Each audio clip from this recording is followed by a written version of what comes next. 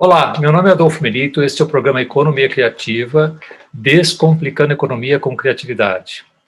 Esse é um programa da visão de mercado, da visão ABTV, do Rogério Cabral, que atua há 15 anos na região de Marília e hoje alcança todo o Brasil através das redes sociais e da própria portal Visão de Mercado. Esse programa será transmitido pelo Facebook, pelo YouTube e pelo Instagram.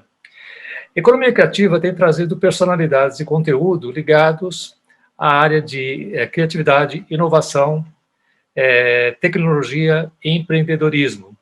E eu tenho o prazer aqui hoje de receber a Cristina Taufi Ribeiro, que eu pude conhecer já em 2018, quando ela estava iniciando um trabalho importantíssimo sobre o qual nós vamos falar aqui, que foi a tese de doutorado que ela desenvolveu numa área super importante para a economia criativa. Então, Cristina, seja muito bem-vinda. Eu vou fazer muito aqui uma apresentação. A Cristina é graduada em Economia pela Fundação Santo André, aí nós estamos na mesma faculdade, né, Cristina? Mestre em Economia pela PUC e doutorado em Finanças, Administração Pública pela FGV. Possui experiência profissional no mercado financeiro e mercado de capitais, atuou no Bradesco na área de trader, como em títulos internacionais, e também na B3, até a atual Bovespa, nas áreas de desenvolvimento de empresas, produtos e renda fixa e câmbio. Atualmente é gerente da microfinanças, da Agência de Desenvolvimento Econômico ADESAMPA, aqui do município de São Paulo. Seja muito bem-vinda. Eu vou te encaminhar a primeira pergunta aqui, porque nós vamos falar um pouquinho sobre a sua atividade profissional atual, que está hoje dentro de uma área de administração pública, né? Na qual você tem formação, naturalmente, mas o seu histórico foi sempre no mercado financeiro e mercado de capitais. Como é que foi essa mudança? Bom, então, boa noite, Melito, muito obrigada pelo convite, é uma honra estar aqui com você hoje.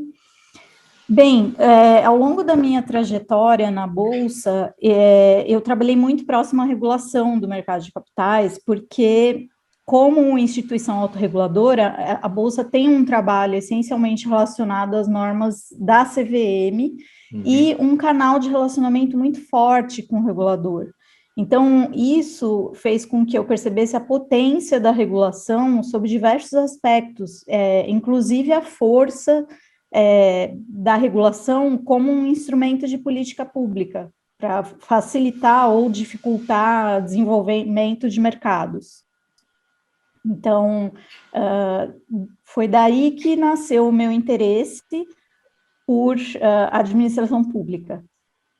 Bacana, e você tem um trabalho de pesquisa muito intenso, que eu vi que você trabalhou muito tempo na área de microcrédito, em pesquisa da Fundação Getúlio Vargas. Nessa área, eu queria perguntar para você, porque de fato você até exerce um pouco isso hoje na sua atividade na DESAMPA, né?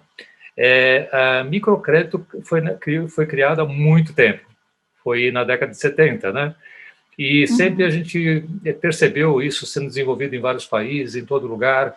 O Brasil poderia ser realmente um celeiro de microcrédito também, e a gente percebe que não está tão avançado assim. Aqui você atribui o fato de que ainda nós não estamos tão avançados nessa área aqui no Brasil? Olha, eu discordo parcialmente de que a gente não esteja tão avançado. Eu concordo com você de que poderia ser mais disseminado do que o que é.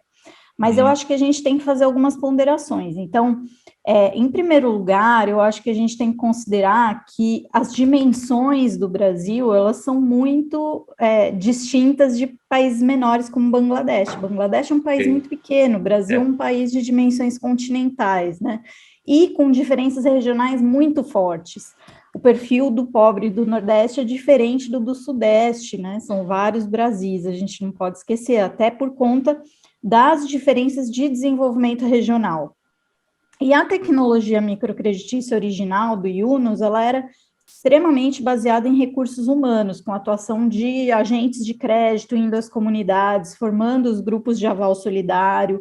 Então, essa por si só já é uma questão que torna difícil a massificação desse tipo de programa num país tão grande quanto o Brasil, porque algumas regiões são densamente povoadas, enquanto outras são mais longínquas, mais dispersas. Tem o fato também de que em cidades grandes como São Paulo, existe uma mobilidade geográfica bastante significativa. Então, as pessoas não necessariamente fincam raízes nas comunidades desde que elas nasceram, muitas migram, né, para São Paulo, então, mudam de comunidade e não chegam ao ponto de criar laços de confiança nessas comunidades para a criação dos grupos de aval. Então, o que acaba funcionando mais é um atendimento individualizado mesmo, e isso encarece ainda mais o processo, né?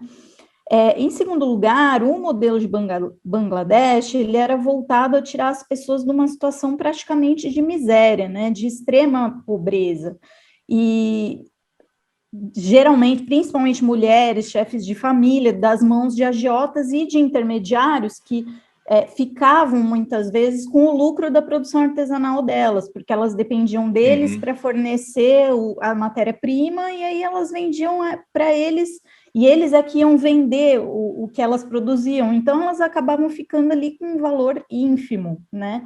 E para ajudá-las a poder comprar a sua própria matéria-prima e sair das mãos desses intermediários, o programa funcionou muito bem. No Brasil, existe muita pobreza extrema, mas existe muita pobreza em regiões urbanas mais desenvolvidas do que essas aldeias de Bangladesh. Então, o perfil dos clientes, por si só, já é bastante diferente, né? E o microcrédito não foi ofertado só a pessoas em situação de extrema pobreza, mas a microempreendedores periféricos, muitas vezes até já bancarizados. Então, eles tinham conta corrente num Banco do Brasil, numa Caixa Econômica, mas tinham dificuldade específica de acesso a crédito, que não existia um produto de crédito que os atendesse, né?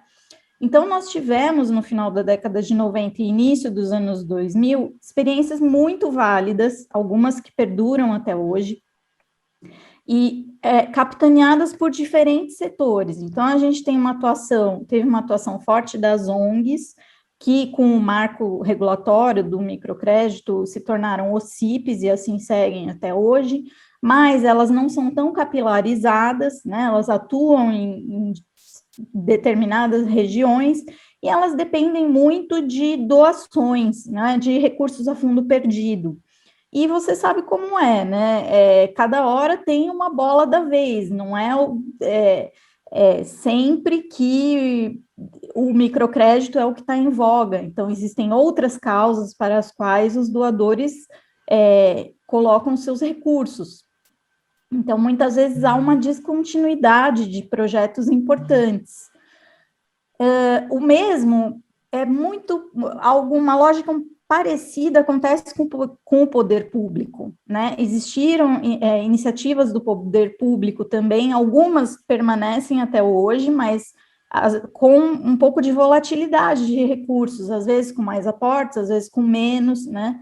Então, no poder público, a gente pode destacar o Crédito Amigo, que é o programa do BNB, né, do Banco do Nordeste, que foi a mais bem-sucedida e que conseguiu criar no Nordeste uma cultura de aval solidário, e que possibilitou, inclusive, a entrada posterior de instituições privadas que enxergaram aí um nicho lucrativo, como é o caso do Prospera, do Banco Santander. Eles estão muito fortes hoje lá na região do Nordeste, bastante atuantes. Em São Paulo, a gente tem o Banco do Povo Paulista, agora é só Banco do Povo, tiraram o Paulista, mas é um banco que tem filiais no estado inteiro, em todas as cidades.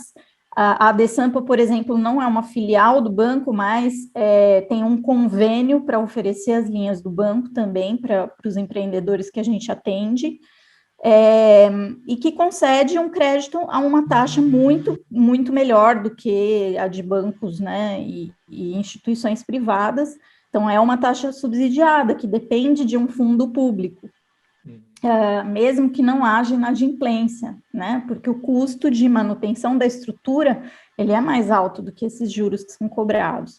Então, a questão essencial, eu acho, dessas iniciativas, tanto do poder público quanto das OCIPs, é que nem sempre os recursos estão disponíveis, né? Existe uma necessidade, pela característica da tecnologia microcreditícia, de se investir recursos que nem sempre voltam, né? E que não necessariamente as operações vão dar lucro ou vão ser autossustentáveis. No meu mestrado, o que eu estudei foi justamente a sustentabilidade dessas instituições de microfinanças. O que elas tinham que fazer para conseguir ser um pouco mais sustentáveis e menos dependentes dessas, para não sofrerem tanto o impacto dessa volatilidade.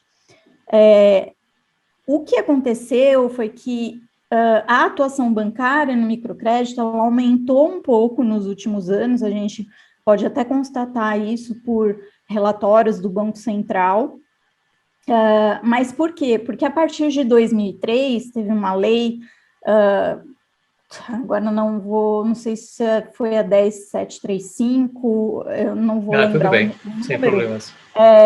mas é uma lei de 2003 que vai dispor sobre direcionamento de parte dos depósitos, a obrigatoriedade de direcionamento de parte dos depósitos à vista dos bancos para operações de crédito destinadas a essa população, a microempreendedores, né?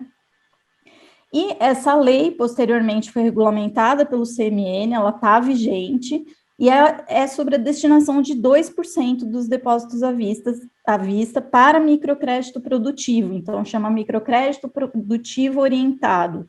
E tem regras de limite de taxas de juro, limite para taxa de abertura de crédito e também o limite do valor da operação.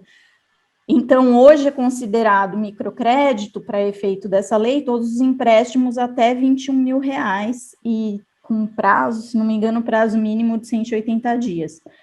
Então, operações acima desse valor, os bancos não podem enquadrar para o cumprimento dessa regra dos 2%. Só que, o que acontece, né? Por que não massificou?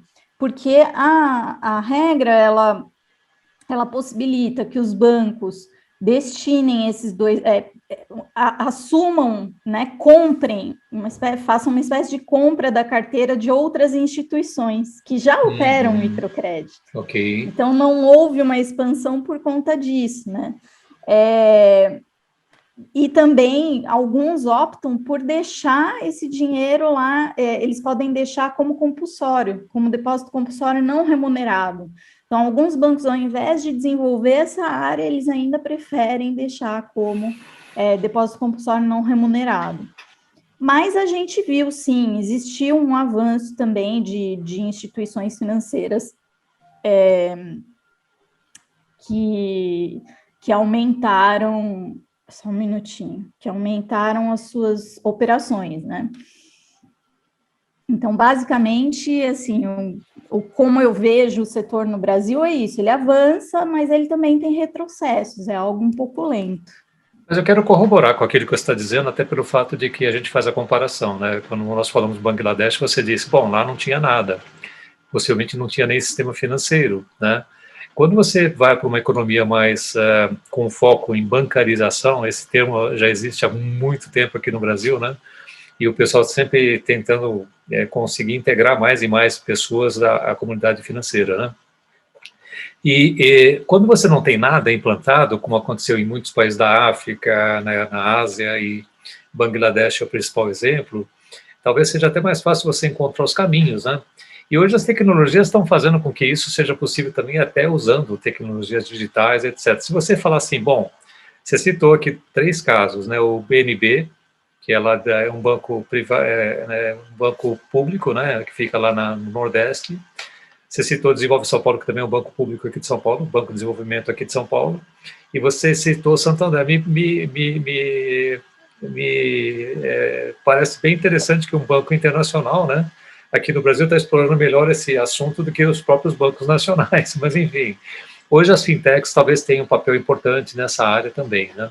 Agora, todo um ecossistema que envolve o microcrédito também, qualquer diferenciação que você dá entre microcrédito e microfinanças?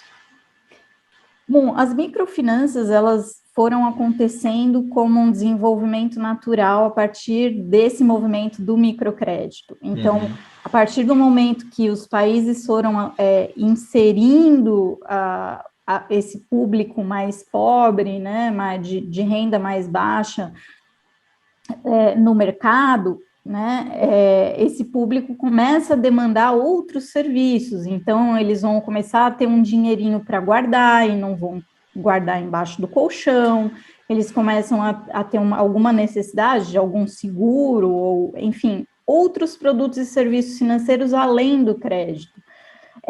Mas também aconteceu, então foi um movimento que a gente pode chamar de inclusão financeira, né? É um movimento, que ainda existe uma necessidade de inclusão financeira, a gente ainda tem muitas pessoas à margem, né? Então, o perfil do cliente pouco ou ainda não bancarizado é o cliente que demanda microfinanças, é um cliente que vai demandar produtos mais específicos, produtos voltados a ele, que a gente tem pouco, né? No Brasil, a gente tem poucos serviços que não sejam o microcrédito, a gente ainda está desenvolvendo isso, né? Mas hoje, por exemplo, há seguradoras que estão interessadas em desenhar produtos para o nicho de MEIs, que são os microempreendedores individuais, né? Uhum. E que ainda não fazem seguro para os seus negócios, que ainda estão naquela transição da informalidade, né? Começando a virar um negócio formal. Então, já existem seguradoras que veem, né, enxergam aí um nicho para produtos delas, com algumas diferenças daquilo que elas ofertam, né, do plain vanilla que elas ofertam. Os correspondentes bancários no Brasil foram também um exemplo de inclusão financeira e microfinanças, porque tornaram possível que as pessoas em regiões que não contam com agência bancária pudessem ter, né, vão lá uma vez, abre a sua conta e depois conseguem fazer pagamentos, conseguem fazer saques. Então, a popularização das maquininhas de pagamento também ajudaram muito os microempreendedores, até mesmo os informais podem ter maquininhas, né, e alavancar os seus negócios. Então, acho que isso são alguns exemplos de produtos, de serviços iniciativas que a gente teve aqui no Brasil, né, que a gente tem aqui no Brasil, inclusive, para isso. Em cada país vai desenvolvendo do seu jeito, de acordo com as necessidades, né. Essa preocupação de você atender os microempresários, o investidor individual, as MEIs, né, que você está comentando, são super relevantes. Mas eu queria entrar agora num conteúdo interessantíssimo, porque é exatamente o fato de você ter feito, ao longo de praticamente 3, 4 anos, né, de pesquisa profunda, no Brasil, fora do Brasil, para muita gente que talvez tenha essa mesma intenção de desenvolver um trabalho de doutorado, né, como você fez, e você concluiu agora recentemente na FGV, em abril, parabéns, né? E o assunto era crowdfunding de investimento, ou seja, o crowdfunding que foi criado aqui no Brasil em 2014, dentro de uma estrutura que ainda não estava nem regulada pela CVM, né? E você acompanhou isso também, né? E nós depois criamos a associação em 2015, teve toda aquela manifestação que foi feita junto à CVM para trabalhar a 4 mãos. A regra saiu em 2017 e hoje você está falando em 150 bilhões de reais só na área de startups. E aí você desenvolveu uma tese em cima disso tudo. E eu achei muito legal. Divulguei assim amplamente para todo mundo, né? Na nossa associação hoje são mais de 30 empresas que atuam nesse mercado aqui no Brasil. Conta um pouquinho como é que foi essa jornada aí, como é que foi a pesquisa, quais foram os desafios, como é que você comparou lá fora, assim, fala um pouquinho para nós sobre essa questão da sua tese de mestrado, perdão, de doutorado. Sim, bom, eu me interessei pelo tema em 2015, que foi o ano que eu apliquei para o doutorado, então não tinha regulamentação ainda, né, mas já se falava muito no exterior, inclusive, e mesmo aqui no Brasil já começavam as primeiras conversas, né, sobre a CVM já começava a ficar interessada em desenvolver uma regulação, e aí eu estava voltando, né? Eu tinha ficado afastada, inclusive trabalhando como microempreendedora em outro setor durante um tempo, né? Legal. E porque eu tinha saído do mercado de capitais em 2013, no final de 2012, na verdade, E aí eu acabei começando a olhar o tema no final, em meados de 2015, e fui conversar com meus amigos, meus ex-colegas lá de bolsa, né, sobre isso. Falei, olha, nossa, estou achando esse tema tão interessante, vocês estão olhando isso, né? E aí eles falaram, nossa, a gente está querendo alguém para fazer um trabalho de pesquisa aqui para a gente. Eu acabei virando consultora da Bolsa por um período ali, para desenvolver uma pesquisa de estado da arte, de como o assunto estava evoluindo no mundo, né? Como a IOSCO, que é a organização das CVMs do mundo inteiro, estava tratando o assunto. E aí, a partir desse trabalho, eu fiz um projeto de pesquisa para o doutorado e entrei, né? Só que a gente vai fazendo no início, principalmente do doutorado, a gente vai fazendo a pesquisa aos poucos, porque tem as matérias, né? Tem as disciplinas, então é bem corrido. No início, você não consegue se dedicar tanto à pesquisa. E quando eu fui me dedicar com mais afinco, foi justamente quando a norma foi lançada. Eu acompanhei todas as discussões para a norma, né? Teve eventos com a CVM, você sabe, porque você ia também. Então, eu acompanhei, mas mais como espectadora, né? Não como participante do processo. E aí, em 2018, quando eu já, né, eu consegui uma bolsa para ir fazer o meu sanduíche do doutorado, né, que a gente chama esse período de pesquisa fora do Brasil, eu consegui uma bolsa da Fulbright para ir para os Estados Unidos. E antes disso, eu comecei um ciclo de entrevistas, para o qual você me ajudou com os contatos, necessariamente com as plataformas que existiam naquele momento, né? Com as que estavam operando ou que estavam prestes a começar, que estavam pré-operacionais. E eu queria entender dessas plataformas como é que, né, elas já estavam atuantes antes da regulação, como é que elas tinham recebido a regulação, né? O que elas estavam vendo ali depois de um ano, foi depois de um ano praticamente do lançamento da regulação que eu fui fazer essas entrevistas.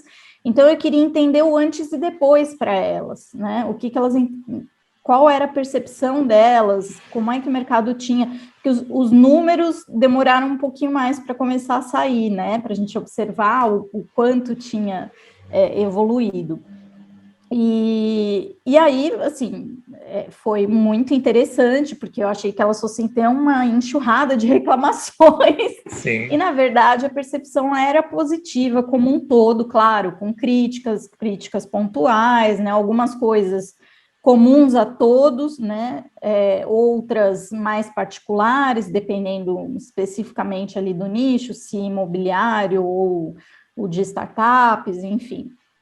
Mas, assim, foi muito interessante entender esse ponto de vista das plataformas. Também me apoiei bastante em pesquisas que a CVM tinha feito junto ao público. E, no exterior, o que aconteceu? Eu estudei, basicamente, assim, com mais detalhes, eu diria, eu estudei os casos de Estados Unidos e Inglaterra, né, e Reino Unido. E é muito curioso, porque o caso dos Estados Unidos, ao contrário do que a gente tende a pensar, não é um caso de muito sucesso para a regulação de crowdfunding de investimento, porque eles colocaram regras muito rígidas e não deslanchou. No Reino Unido, sim. Só que nos Estados Unidos também uma diferença que aproxima o Brasil, acaba aproximando o Brasil mais do Reino Unido do que dos Estados Unidos, é de que o mercado lá não pôde se desenvolver antes da Jobs Act, antes da regulamentação pela SEC, que é a Securities and Exchange Commission, que é a CVM deles.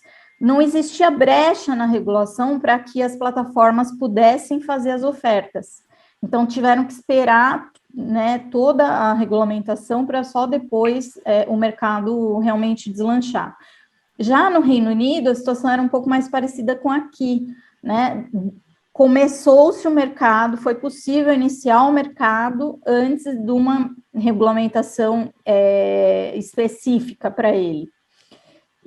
Mas a gente carrega características bastante fortes das duas experiências na nossa regulação, mas, assim, na minha opinião, a CVM foi muito cuidadosa para entender as idiosincrasias brasileiras, né? Não foi simplesmente copiar o que foi feito lá fora, sem né, burilar ali, sem elaborar, né? Então, eu acho que isso foi um trabalho muito sério, realmente, desenvolvido, e de ouvir o mercado, né, de ouvir os participantes. Deixa eu pensar também o que mais aqui que eu posso falar sobre o meu processo de pesquisa, né? Eu acho que o que levou, né, o que aconteceu é que os países, na hora que começa esse movimento do crowdfunding de investimento, por que tem que ser regulado, né? Então, a primeira pergunta de alguém com uma mente mais liberal, né, por que tem que ser regulado, né? Porque é um mercado de risco, é um mercado em que podem ocorrer fraudes, é um mercado em que investidores menos experientes podem se dar mal, e o regulador, ele precisa cuidar desse público investidor. É uma realidade, ele precisa cuidar para que o mercado como um todo seja confiável, né? Porque isso pode abalar a confiança com relação ao país mesmo, né? Então, é muito importante que exista essa preocupação regulatória, essa atuação regulatória, né? E o crowdfunding me interessou muito também, porque essas empresas, elas não são tão pequenas quanto aquelas que demandam microcrédito, né? Elas precisam de um dinheiro mais alto do que microcrédito para se desenvolver. São empresas de outra origem, geralmente, né? Mas que não necessariamente os empreendedores possuem capital próprio para fazer os aportes necessários. E esse nicho também sofre uma restrição de crédito muito grande, porque o racionamento de crédito, existe até teoria, existe a teoria do racionamento de crédito.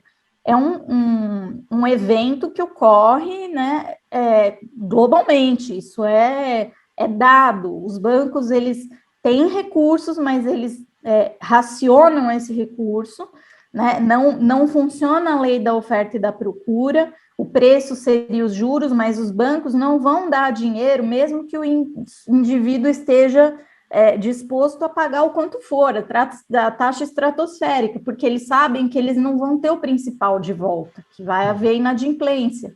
Então, aí é o que é o racionamento de crédito. Eles têm, mas eles racionam, eles não emprestam para quem eles não confiam, para quem não possa dar garantia.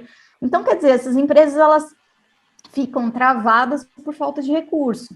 Então, meu interesse em estudar isso era justamente de entender, poxa, mas agora vai ter uma regulação e, de novo, vai secar uma fonte, né, uma fonte interessante e importante para esse nicho de empresas menores, né, por causa da regulação. Então, minha preocupação era justamente entender o que o regulador podia fazer para não, né, se ele tinha feito, né, para não bloquear o desenvolvimento desse mercado, mas, ao mesmo tempo, trazer mais confiança para os investidores, fazer com que os investidores tivessem algum nível de proteção.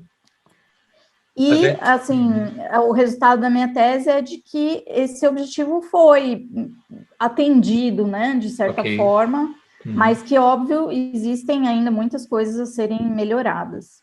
Eu queria comentar duas coisas que você citou que são realmente muito relevantes. Bom, primeiro, quando você teve uma iniciativa do governo americano, lá em 2012, né, para fazer esse chamado Jobs Act, né, que era Jumpstart Our Startups, alguma coisa nesse sentido. Business Act.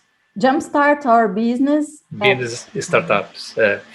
E significa assim, vamos dar um empurrãozinho nessas startups, né? E, na realidade, o Jobs remete a emprego, remete a tecnologia, remete a uma série de coisas que realmente é um mote político muito forte. Por que aconteceu isso? é que em 2009 alguém mal avisado pegou uma cervejaria americana e falou assim, olha, vocês não têm muita chance, vocês vão fatalmente cair na mão de uma grande cervejaria que vem aqui, vão comprar vocês não têm sucessão, né? Ah, não, vamos fazer um crowdfunding, nem sei se a palavra era essa, mas assim, a inspiração foi 2008, quando, naturalmente, o sucesso alcançado no crowdfunding na eleição presidencial do Obama, em 2008, ele arrecadou $500 milhão, né? E aí o pessoal teve a ideia, colocou isso em prática, tinha chegado muito próximo ao target, que era $300 milhões, veio a SEC e falou assim, não pode fazer. Aí o pessoal começou a trabalhar da forma natural. Entrou no Congresso, Câmara, Senado, o presidente assinou.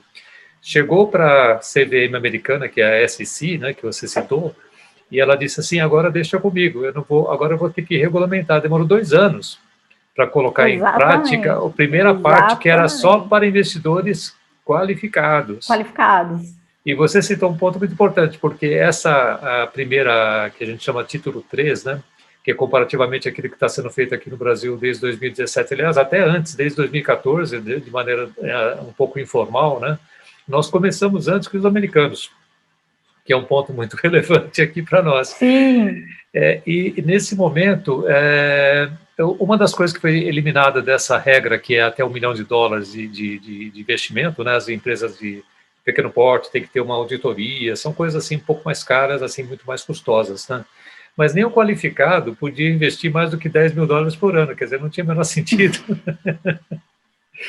Mas sim, a regra deles realmente foi bem desastrosa, assim. Olhando para o nosso mercado, eu queria comentar com você 3 pontos que a gente considera dentro da associação, dentro das plataformas, né, que a gente acompanha de perto esse assunto. Que, primeiro, assim, o nível de conhecimento a respeito de crowdfunding, de investimento nessa área, é muito pequeno. Se nós conseguimos, ao longo desses 6 anos, fazer alguma coisa que superasse 10 mil pessoas físicas investindo em crowdfunding, foi muito. Eu acho que é bem menos que isso. Os volumes estão grandes, estão crescendo, etc. Então, precisa ter um pouco mais de conhecimento e divulgação. As pessoas físicas, o cenário hoje é vantajoso, porque, na realidade, as taxas de juros estão lá embaixo, né? Então, se você tiver investimentos novos, seria bem interessante você considerar essas perspectivas, considerando o risco.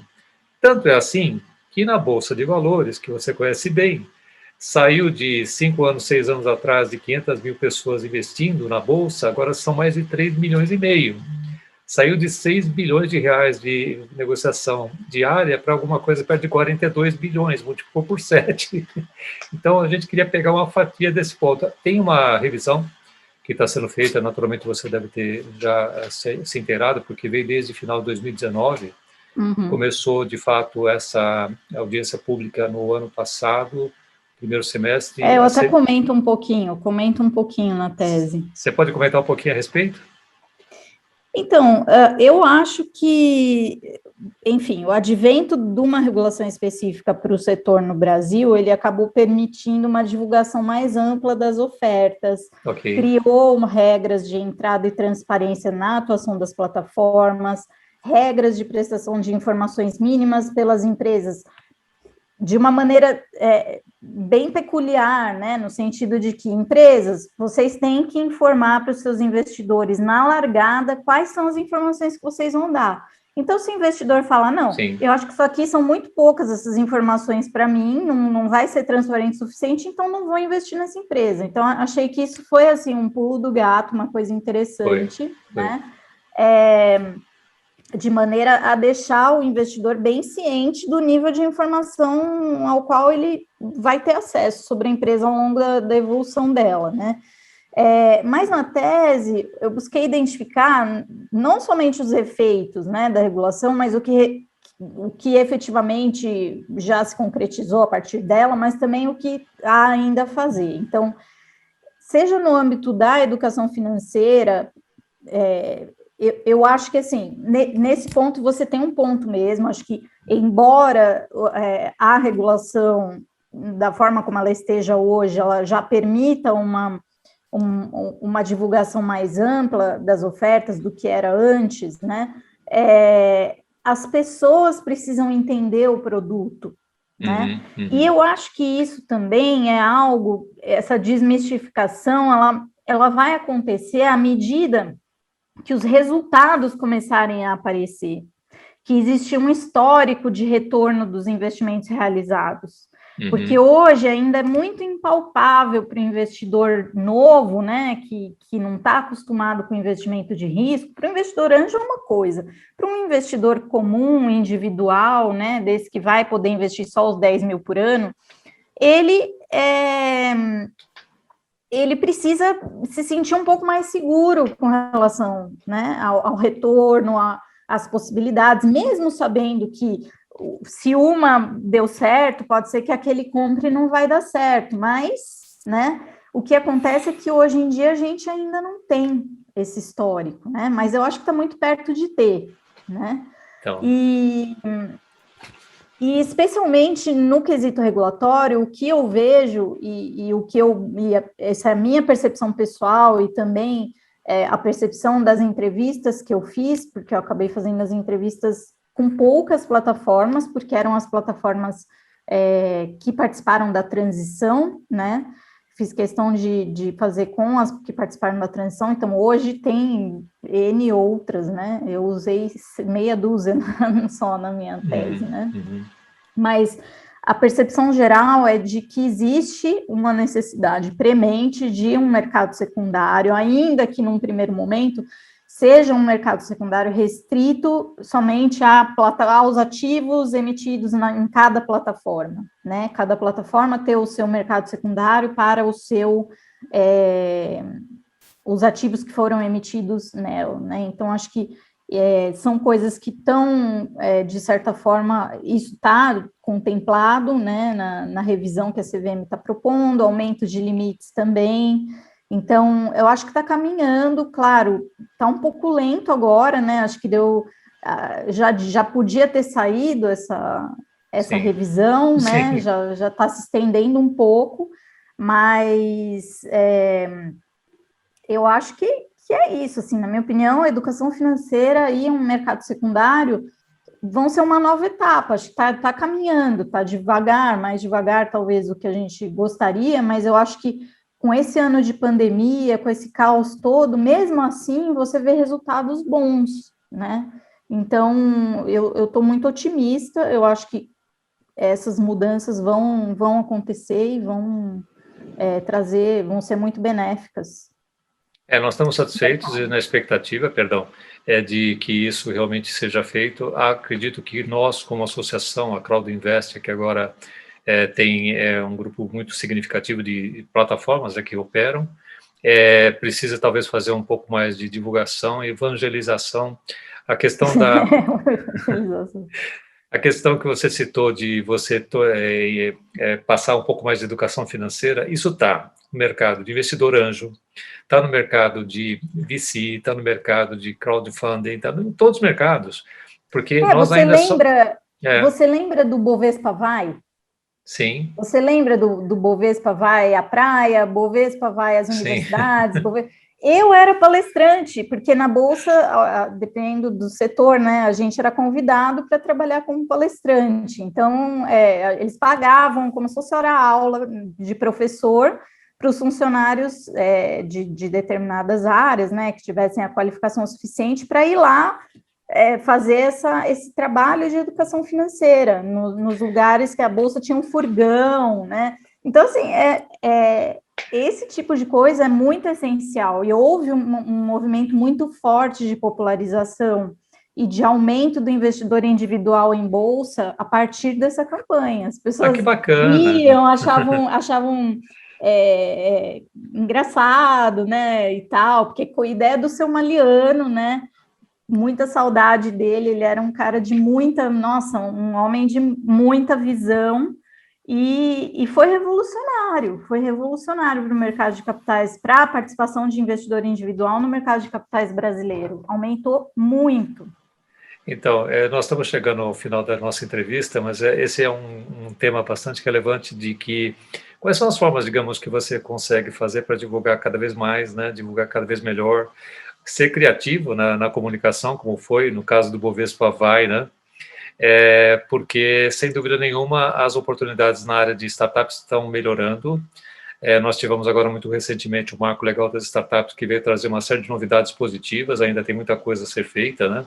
Então, a gente precisa fazer um pouquinho a nossa parte. Talvez investir um pouco mais na divulgação, criar eventos mais amplos, chamar mais as pessoas a conhecerem o trabalho de formação das startups, porque envolve todo um ecossistema que está aí pronto para poder fazer a coisa funcionar, você sabe bem disso, né? Então, o que você, assim, como mensagem final, o que você acha que dentro dessa complexidade que de alguma forma nós temos dentro da nossa regulamentação, né, porque tem ainda sociedades limitadas, que tem um formato específico, SA simplificada ainda vem por aí, que nessa área você acha que poderia ser um passo adiante para melhorar o desempenho desse programa de startups aqui no Brasil? Eu acho que as SA simplificadas podem ajudar, mas eu acho que, essencialmente, a gente vai ter uma retomada, seja qual for o modelo, a retomada vai vir forte ano que vem, né, independentemente de questões regulatórias. Mas eu acho que o avanço para as SA simplificadas pode ser um instrumento importante, e eu acho que essa revisão da norma do crowdfunding e investimento também podem ajudar a alavancar, mas essencialmente a retomada, né? Mais do que... Eu acho que a gente está bem, está avançando em termos de regulação, mas é um pouco lento. Mas eu acho que no Brasil isso melhorou bastante. Eu não sei, eu sou uma otimista. Principalmente, eu conheço mais a CVM, né? Então, principalmente nesse âmbito, eu acho que as coisas avançaram muito positivamente na última década, eu diria. Bacana. Bom, Cristina, você desbravou várias áreas aqui e falou sobre temas que muitas vezes a gente não está acompanhando no dia a dia. Microfinanças, né? Falou tese de doutorado, falou sobre crowdfunding, que é um tema que é muito relevante para as startups, né? Falou sobre o seu trabalho na DESAMPA, que você começou recentemente. Desejo muito sucesso a você à frente desse trabalho, porque tem impacto, né, social importante nesse trabalho que você faz. E eu agradeço a tua presença aqui hoje e vamos voltar a falar a respeito dos assuntos, desdobramentos, né? Quando vier a nova regulamentação da CVM, que deve chegar a qualquer momento. Muito obrigado. Vamos sim. E um grande abraço. E até a próxima. Um abraço. Tchau, tchau. Tchau, tchau.